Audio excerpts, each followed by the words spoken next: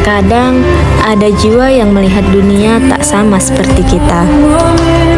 Suara yang bagi kita hening, bagi mereka terasa berisik.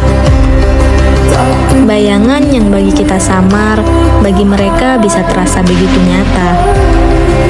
Inilah yang disebut skizofrenia, sebuah pergulatan batin, di mana batas antara realita dan ilusi perlahan memudar. Namun, di balik istilah medis dan gejala yang sering kita dengar, tersimpan kisah manusia yang berjuang keras untuk tetap berdiri di tengah badai pikirannya.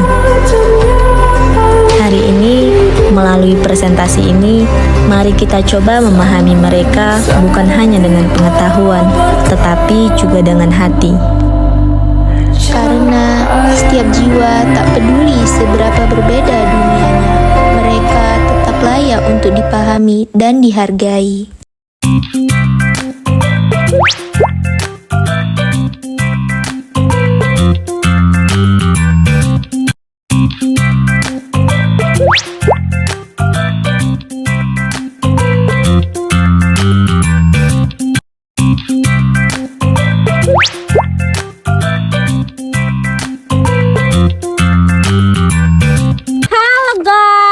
Kami dari kelompok 5 ingin mempresentasikan hasil kelompok kami. Apa aja sih yang akan kami bahas? Kami bakal bahas tentang konsep dari skizofrenia, Sejarah skizofrenia dan simptom-simptom skizofrenia. Mari dengarkan penjelasan kami, guys. Apa sih definisi dari skizofrenia itu? Jadi, skizofrenia adalah gangguan jiwa kronis yang mempengaruhi fungsi kehidupan seseorang, yang ditandai dengan adanya gejala psikotik, yaitu gejala yang sulit membedakan antara realita dan yang tidak realita. Adapun mitos atau pendapat yang sering bertebaran di masyarakat menyebutkan bahwa skizofrenia adalah penyakit kutukan yang diakibatkan oleh santet, kurang iman, dan sebagainya. Nah, teman-teman penasaran gak sih sama sejarahnya skizofrenia? Nah, jadi sejarah dari skizofrenia dimulai pada 1550 sebelum Masehi pada Mesir kuno. Nah, jadi gangguan jiwa itu dianggap seperti racun, hal goib, dan lainnya. Pada tahun 1400 sebelum Masehi, dalam kitab Weda India menyebutkan bahwa perilaku aneh disebabkan oleh roh-roh jahat. Nah, pada tahun 400 sebelum Masehi Cina, gangguan jiwa dikaitkan dengan kerasukan. Pada abad pertengahan tahun 1334 sampai 1783, kasus orang berperilaku aneh dicatat tapi masih dianggap sebagai kerasukan. Tahun 1803 sampai 1834, psikiater Eropa mulai mendeskripsikan tentang kegilaan usia dini, yaitu konsep dasar dari skizofrenia. Tahun 1871 hingga 1896, Hellbaum dan Hacker mengelompokkan jenis gangguan jiwa, yaitu katatonia dan hebefrenia.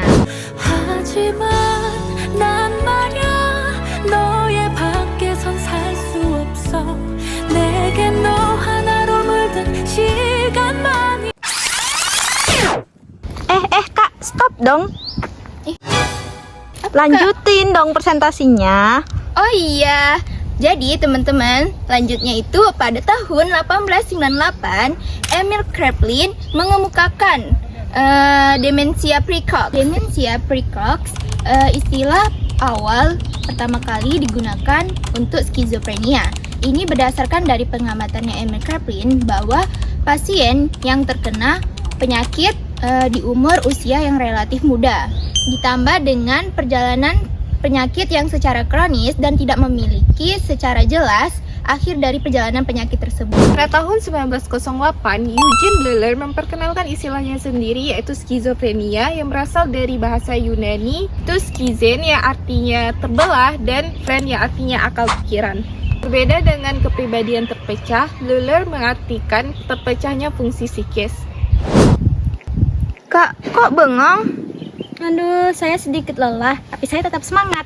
Jadi, pada tahun 1950-an, obat antipsikotik pertama, kloropromazin, ditemukan. Ini adalah awal mula pengobatan modern. Bah, jadi tahun 1980 sampai 2000-an, DSM mulai menetapkan kriteria diagnostik, teori otak, dan genetik semakin berkembang. Tahun 2013 dalam DSM-5, subtipe skizofrenia dihapus, kemudian digantikan dengan diagnosa gejala utama yaitu waham, halusinasi, wicara kacau, dan katatonia. Teman-teman, skizofrenia itu terbagi menjadi beberapa simptom. Yang pertama ada simptom positif, mencakup beberapa hal-hal berlebihan dan distorsi seperti waham atau delusi, halusinasi, dan persepsi lain. Delusi atau waham yaitu keyakinan yang bertentangan dengan kenyataan, misalnya waham curiga, waham kebesaran, dan waham kejaran. Selanjutnya ada halusinasi dan persepsi lain, yaitu persepsi palsu tanpa ada rangsangan nyata dari luar, misalnya secara visual, auditori, olfaktori, dan gustatory. Simptom negatif.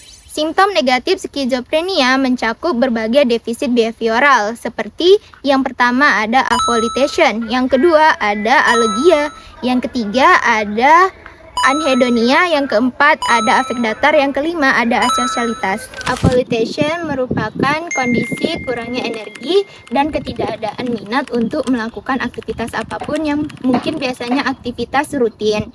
Contohnya itu kayak seperti kita rajin sekolah, rajin bekerja, namun tiba-tiba kita tidak rajin untuk ke sekolah ataupun bekerja. Alogia merupakan gangguan pikiran negatif dikarenakan adanya penurunan proses berpikir dan kognitif yang ditandai dengan adanya kemiskinan percakapan dan percakapannya itu diulang-ulang. Contohnya seperti pasien yang jika ditanya bagaimana kabarmu hari ini, lalu ia menjawab baik. Jadi tuh kayak misalnya dia tuh jawabnya singkat dan itu aja tanpa ada tambahan informasi selanjutnya. Anhedonia adalah ketidakmampuan untuk merasakan kesenangan. Contohnya, seseorang yang hobinya itu awalnya mendengarkan musik. Lalu saat dia mendengarkan musik favoritnya, saat diputar, dia sudah tidak merasakan kegembiraan lagi. Afek datar adalah tidak adanya ekspresi emosional baik verbal maupun non-verbal. Contohnya itu ketika dia cerita tentang kehilangan salah satu anggota keluarganya, tetapi dia menceritakannya itu dengan ekspresi datar. Asosialitas adalah ketidakmampuan untuk menjalani hubungan sosial. Contohnya, dia tidak merespon jika orang lain membicarakan sesuatu ataupun tidak merespon lah kayak gitu. Jadi orang lain itu merasa diabaikan. Selanjutnya ada simptom disorganisasi. Simptom ini mencakup yang pertama, disorganisasi pembicaraan. Apa sih yang dimaksud dengan disorganisasi pembicaraan? Yaitu gangguan dalam proses berpikir sehingga ide-ide yang keluar sulit dipahami. Nah, hal ini ditandai dengan pola bicara tidak teratur mengikuti alur logika normal. Contoh, seorang pasien datang, lalu ditanya, "Ibu makan apa hari ini?" Pasien itu menjawab, "Saya makan nasi." Nasi itu bulat, bulat itu bumi, bumi itu berputar.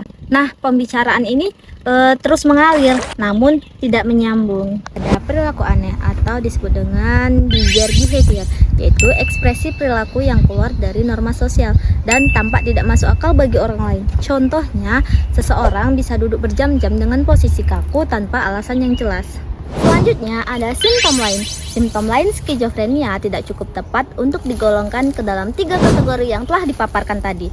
Simptom lain tersebut yaitu yang pertama ada katatonia, yaitu suatu kondisi gangguan psikomotor dan perilaku yang ekstrim. Contohnya yaitu seorang pasien duduk dengan tangan terangkat selama berjam-jam tanpa tergeser sedikit pun, meskipun sangat jelas posisi itu sangat melelahkan. Kedua, ada afek yang tidak sesuai, yaitu gangguan ekspresi emosi yang tidak sesuai dengan isi pembicaraan. Contohnya, seseorang menceritakan anggota keluarganya yang telah meninggal, tetapi dengan ekspresi yang gembira. Kriteria skizofrenia dalam DSM-5-TR. Yang pertama, terdapat 2 atau lebih simptom-simptom dengan porsi waktu yang signifikan sekurang-kurangnya selama 1 bulan. 2. Keberfungsian sosial dan pekerjaan menurun sejak munculnya gangguan. Yang ketiga, gejala-gejala gangguan terjadi selama sekurang-kurangnya 6 bulan dan sekurang-kurangnya 1 bulan pada simptom-simptom pada poin pertama. Selebihnya, simptom-simptom nega atau simptom-simptom lain yang terdapat pada poin pertama dalam bentuk ringan. Nah, menurut teman-teman, mitos atau fakta hidup dalam keluarga yang kejam, suka mengkritik, dan tidak mendukung dapat meningkatkan resiko kambuh pada orang yang menderita skizofrenia. Nah, jadi teman-teman itu fakta ya. Kalau pasien yang mengalami skizofrenia dalam keluarga, yang anggota keluarganya itu penuh kritik, kejam, kayak gitu itu dapat meningkatkan resiko yang lebih besar dibandingkan mereka yang berasal dari kalangan yang lebih mendukung. Nah, teman-teman, selanjutnya kami akan menjelaskan mengenai faktor penyebab skizofrenia. Nah, penyebab gangguan jiwa skizofrenia belum diketahui secara pasti sampai saat ini. Namun, beberapa penelitian telah menunjukkan adanya beberapa faktor yang menyebabkan terjadinya skizofrenia, yaitu yang pertama ada faktor somatogenik, yang kedua psikogenik, dan yang ketiga ada sosiogenik. Nah, faktor somatogenik di dalamnya yaitu ada keturunan atau biasa disebut dengan faktor genetik yang dapat mempengaruhi terjadinya penyakit skizofrenia. Resiko skizofrenia lebih tinggi pada seseorang yang memiliki riwayat keluarga dengan gangguan serupa. Jika salah satu orang tua menderita skizofrenia, resikonya sekitar 10%. Dan jika kedua orang tua menderita skizofrenia, resikonya meningkat hingga 40%. Nah, pada kembar monozigot, jika salah satu telah terdiagnosis mengalami gangguan skizofrenia, maka kemungkinan kembar lainnya akan mengalami gangguan skizofrenia tersebut sekitar 50%. Ada cacat kongenital, yaitu kelainan atau gangguan bawaan yang sudah ada sejak lahir, baik berupa kelainan struktur maupun fungsi. Contohnya yaitu misalnya kayak kelainan jantung bawaan, bibir sumbing, dan lain-lain. Selanjutnya, adanya struktur dan fungsi otak yang abnormal. Pada penderita gangguan skizofrenia terjadi perubahan struktur otak, yaitu ukuran otak bagian tertentu menjadi lebih kecil dari ukuran normal. Selanjutnya ada faktor psikogenik, yaitu perkembangan psikologi deprivasi dini. Apa sih yang dimaksud dengan deprivasi dini?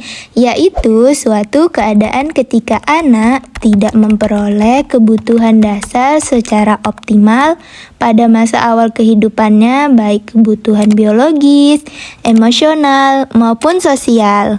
Selanjutnya, pola keluarga. Seperti pada video sebelumnya, keluarga yang sangat kejam, suka mengkritik, sangat mempengaruhi resiko kambuhnya skizofrenia. Sehingga pola keluarga yang tidak baik sangat berdampak besar bagi penderita skizofrenia. Gitu ya teman-teman. Nah, yang terakhir itu ada stres dan penyalahgunaan obat-obatan seperti nafza. Nah, selanjutnya yang ketiga ada faktor sosiogenik. Yang termasuk dalam faktor tersebut adalah perkembangan sosial, cita-cita, tingkat ekonomi, dan perpindahan kesatuan keluarga. Nah, teman-teman, sekian presentasi dari kami. Mudah-mudahan hasil paparan kami dapat menambahkan pengetahuan bagi teman-teman. Hai. Ada kesalahan baik kata ataupun dari pemaparan materi pada kami yang sampaikan ini, mohon maaf ya guys. Dadah, sampai jumpa. Semoga teman-teman bisa memahami paparan materi dari kami. See you guys. Bye. Tolong jangan memotret.